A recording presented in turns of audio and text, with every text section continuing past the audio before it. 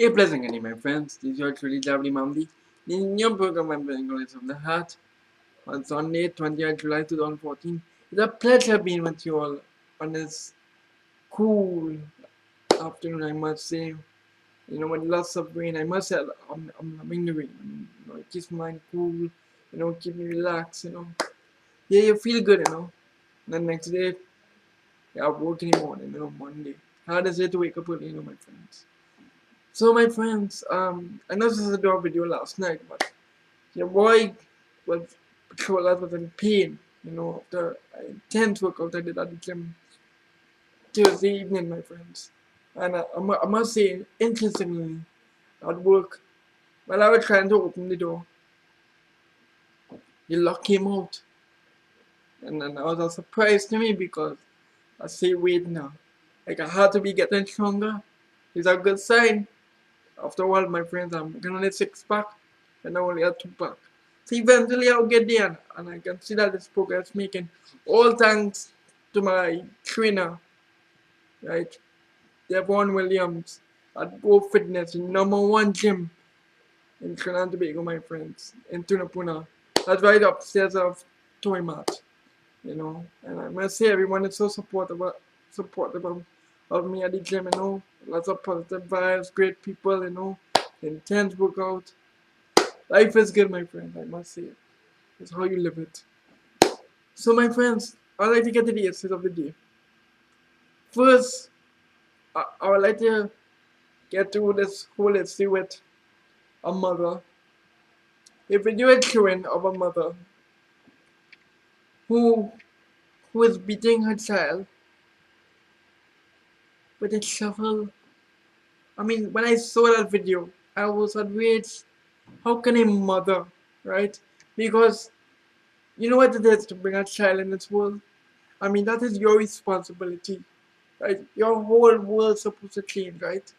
You're supposed to take care of this child with tender care and love and affection and make sure that child grow up to be independent, wealthy, you know, with good heart and intentions, my friends. But, make sure the child is spiritually inclined so that the child can face this world, right? Amongst all the evil that's going on here in KNT, my friends. And when I see your mother could take a shovel and say, I'll kill you. Now, I don't know what this mother was going through, right, for her to react that way. But clearly, she needs help, she needs counseling, she needs anger management, and clearly the child needs love and care, right? Needs affection. Because this child, he's gonna be scarred for life, and then you have 2 little girls watching. So this family needs some serious counseling. And I asked where social services and all this. The Prime Minister of Trinidad&Tobago said that she's going on set up a committee, right? Everything is a set up a committee. The with crime committee, abuse committee, this committee. Deal with the problems. You are the ministry you have the portfolio of the ministry of the people. Go and have a chat with this woman and the child. Get social services involved, certain social services. Put programs in place where we can teach parents how to be parents, right? Go into the homes. I mean, it's really saddening. When I saw that video, and what's so outrageous about this? Is the fact that the mother would like to post this video. It's make a video, like, it's kind of in your face, kind of attitude.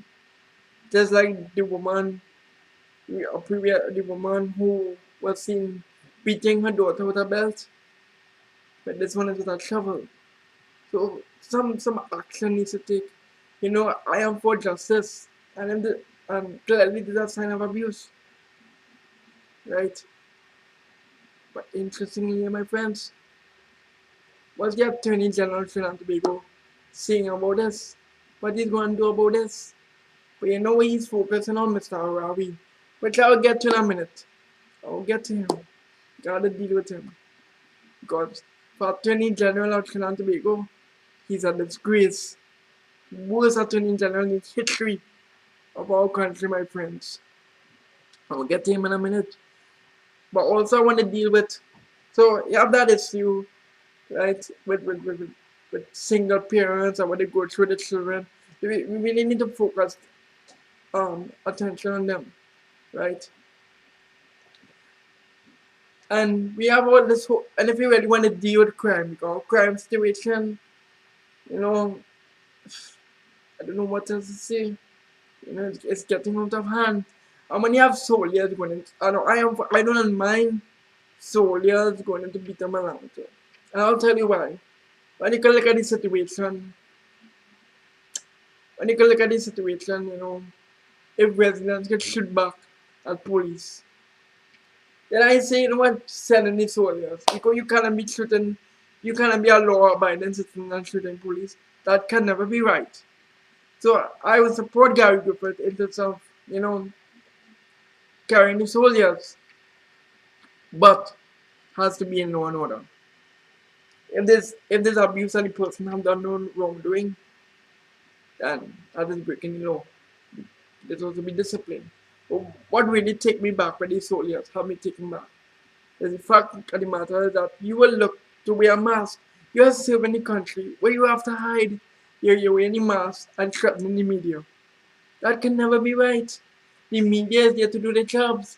And when I look at the whole issue with soldiers going to look for suspect in a TV station, like CNC3, I have great concern because once, right, because once we want to know, is this a threat to democracy, my friends? Tell me, is that a threat to democracy? I mean, when you look at the way how CNC3 been exposed in the government, in terms of the tape with Jared and who interestingly doesn't want to comment on it, right? He said it for press freedom and you know, speaking out, etc. Yeah, I heard all the fans. We all know the fans what he said when he became communication minister, right? He will answer the media and stuff. And interestingly, he have nothing to say about this audio, right? He's so arrogant about it. He's like the big bad. He did like Aaron Roberts, the big bad wolf, right? So what caused me for concern is the media, is CNC3 a target? Because are they looking for, is this the excuse to see what, to find something, find a document, to you know, see what they can get out of CNC3, try to intimidate them? I don't know. But when you look at the timing and how the CNC3 been exposing them, it causes me great concern. And if the government of Trinidad&Tobago is really for the media, why victimize them? Why are you not protecting them? Work on protection for journalists because they put their life on the line. Increase salary, right? Because we naturally the amount of resources they use and putting their life on the line and stuff. It's really journalists are trying to be what should really be taken care of. Because there are a lot of good journalists out there who really have the country at heart. They really want to see a change. Right? So, like, for example, Hema Ramkissoon, I'm a big fan of Hema Ramkissoon. I think he's done a fabulous job because I would like to take this time to commend my friend Hema Ramkissoon because I look at the program on Wednesday when she said how politicians are to be held accountable and answer to the people. And I like to salute you, ma'am, because that is how journalists should be. There's no problem if you support a party. That is your democratic right. But you need to speak out for what is right. Right? Or else we'll be condoning evil. And that will be setting a bad example for our children. Because our children is our future. So I like to commend Ms. Hema Ramkissoon. Amidst of all the criticism, and I'm reading on the blogs that partnership supporter calling her PLM and stuff, you know. You know, it's interesting how these party supporters are so fanatic. I mean, I saw on a post, you know, on my last post, my video, people criticizing me, saying I shouldn't talk about the old rat issue, you know, when the comment made by commenting of refugees. One party supporter need to understand, and the derogatory statements being made It's really sick, man, how sick-minded people can be to bring down your reputation, right? Because you do not hold their view. We need to get out of that sick mentality, my friends. We are all children of God. We're supposed to love and serve one another and respect each other's views, which I'll get to in a minute with the Attorney General, right? I am not a blind supporter of any party, right? I am for what is right, my friends. I want betterment for my country, right? I want to see party supporters unite. If you want to have a debate, have a healthy debate. But do not go bring down people's character making hurtful remarks. You know, why are you going down the road for? You're letting a political party use you and change you. And that cannot be, my friends. So I'm calling on all party supporters out there. Do not get emotional. Do not. Do not put your head on a block for these politicians. Because when you need them, they have no time for you. They have no time for you. A simple box train, they give you a simple box train or something. That is their right. They have to do that. They're entitled to that. There's no favor they're doing for you. And that is why I can't understand some of these party supporters. Really and truly, you know. So my friends, and you know it's very interesting here that let me get to the Attorney General of Trinidad&Tobago. It is Grace. This man, you know, your boy Tuesday afternoon. I was at home. I took a day from work. Can't do the rest. You know what work at gym is not easy thing. I always tune into the Parliament station because I believe in holding its government accountable. I always like to be well informed. The Attorney General of Trinidad&Tobago stood up in Parliament during a justice bill, right? And you know, because he didn't like what Mr. Faris was saying and stuff. He said, "Are you the son of the Prophet Muhammad?" And then he said, "Would you like me to bow down to you?" And call the Prophet Muhammad name in it. I was so outraged as a Roman Catholic because I respect everyone's views and beliefs. And we all here to love and serve one another. And whether we don't agree with one belief, we should respect it. When you have Attorney General of Trinidad&Tobago, who's supposed to lead by example for our children, so they could for something they could remember them of. This Attorney General have a track record of disrespecting, right? Because I saw the Attorney General would like me to say, so we how you can pray to four gods, and if I question about how you know if I go down that road, wouldn't that be disrespecting someone's religion? Of course it will, but I respect in news. I respect in news if they worship four gods. That is their right. That is their belief. I cannot judge them. Right? Only the Almighty could be the judge, my friends. So I show the Attorney General when like me if I made a remark. I'm just using another example, my friends, because he's a Hindu. I'm using an example. If I make a comment like that, I am sure you wouldn't like that.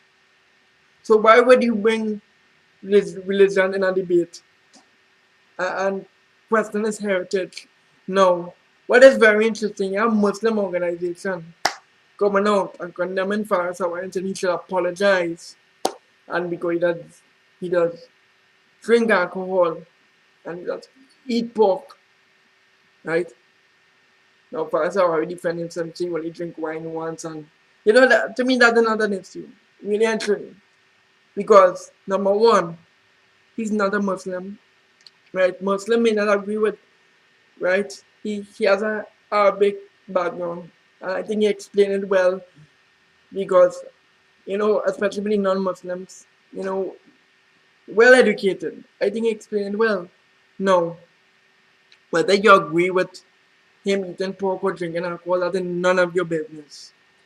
That is between him and the Almighty. and he's a Presbyterian and a Muslim. So I don't understand what's the big deal about. Do I subscribe to alcohol? My friends, you may see me drinking wine or two, you may see me at parties, but I am not perfect. I do not live in a perfect world. My dream is to change the hearts and minds of people. But just because I socialize, I go out and have a good time, I have a drink or two, that doesn't make me a bad person. Let God be the judge of me. Do I see a need for it? No. If the government of Trinidad&Tobago were to ban alcohol, right, ban clubs, I would support it. And because you know why? When you look at the effects of alcohol, right, it, and this is something I'm always careful of, right? It could change, it could change you in terms of, when you look at the crime situation, you could be intoxicated and want to go and kill somebody. When you look at the accidents in the road, right, the amount of deaths, that plays a big part. When you look at abuse, maybe this mother was, I don't know, maybe I don't know if she was on substance or if she probably has a addiction to, I don't know if it's alcohol or what. We should look into these things, right? So I will never subscribe to that. I will never say go and drink or go and do this or no. I acknowledge the fact that if I acknowledge the fact that when something is not of God, right, it's devil. But we all sin from time to time. So when we sin, we pray and ask for God forgiveness. So I don't know what the big issue about. Because I am sure this Muslim organization, I am sure you who's watching, right, whatever religion or faith you belong to, have sinned from time to time and ask God for forgiveness, right? Why are we judging each other? Why we don't look into each other's hearts, right? We are all imperfect. I don't understand. So when I hear these Muslim organizations, these are the same ones. I think one of them went up as an independent candidate for the UNC or something, right? And the next one was in trying to expose them, you know, getting contracts, government contracts. Interestingly, these organizations are talking about the statements that were made by Mr. David March when you look at the NLCB judgment, when he said that all Muslims should be wiped out, right? And interestingly, the Attorney General isn't talking about that. Why you don't make a comment on the David March NLC judgment? Why? I challenge him. Why you don't comment? Why the Attorney General of Trinidad&Tobago don't comment on the Anil Roberts video when he could say I could drink from whole day and night? You're judging Mr. Faris whether because alleged that drinks alcohol. But a minister in a video said I could drink from whole day and night. Scary statement. No wonder he acts intoxicated, right? And he ain't speaking out against that. And he said if I take 2 pull I'm going through. Clearly that's not a normal cigarette. Clearly when he made that statement. And look at him here, look. I will resign if I order through life fund if I order through life sport funding criminals. And I already expressed on how scholarships were for people's but sure that no people's benefited from the scholarship. So the question has to be asked, where the money gone? Where the money gone, Mr. Anand Roberts? Tell us where the money gone. Right? What mouth you have, and I challenge you, I challenge the Attorney General, right? He said you step down, right? Look at him here with the 2 hands up here. So apparently, so wait, what was it? Is this the it wasn't me signature? I would like you to tell us that was you in the video. Put up your hand and say it was me. I challenge you, Anand Roberts. I'm very serious, right? Because what example you are setting with the children of Trinidad&Tobago? What example are you setting? You can look up to you as a sport minister, right? So I challenge the attorney, I challenge the Minister of National Security to say something about this, right? Say something about the Anand video, right? I challenge him, but no. I don't know. I don't know where I don't know what else to say. Or the only thing I can do is continue to pray for this country. Continue to pray. I know one day things will change. Interestingly, our Prime Minister is back, right? And she sees nothing wrong, right? They question her about whether she went and get information from Mr. Warner's daughter. She said no, but the thing that she said she had no, so they asked her what she spoke to him about, she can't comment on it. I mean, you automatically make yourself look guilty, Madam Prime Minister. You know, I'm calling on you.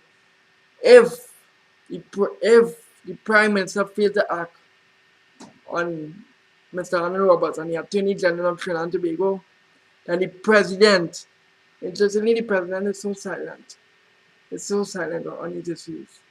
Remember when he said the powers you think I have, I don't have any powers you do not think I have, I do have. Remember that famous quote when he was sworn in? Mr. President, you need to intervene and you need to do something. Our country is hurting. Right? Set an example, please. I am pleading with you. And if the Prime Minister does not, the President has to act and revoke these appointments and set an example. And you'll see, it will show these criminals that, and like the police of commissioner, what he's doing about the Roberts video, if you really want crime go down, deal with these issues. That's, shame, shame, shame, shame, shame. That's all I have to say. Shame on you. So my friends, I think I'll end there. I'd like to thank you all because it's already 22 minutes. I promise you guys I'll do a bridge version out of respect for the Muslim community. But, the issues build up on my emotions, Let's fed up. Let's fed up. So my friends, I'd like to thank you all for joining me. Have a blessed and productive week. Please let go and let God take over. And remember, God's sentence here to all love and serve one another. Not judge, my friends. Because when we all die here, the Almighty, remember you will be judged too. Okay? So I thank you, and God bless you, and good evening.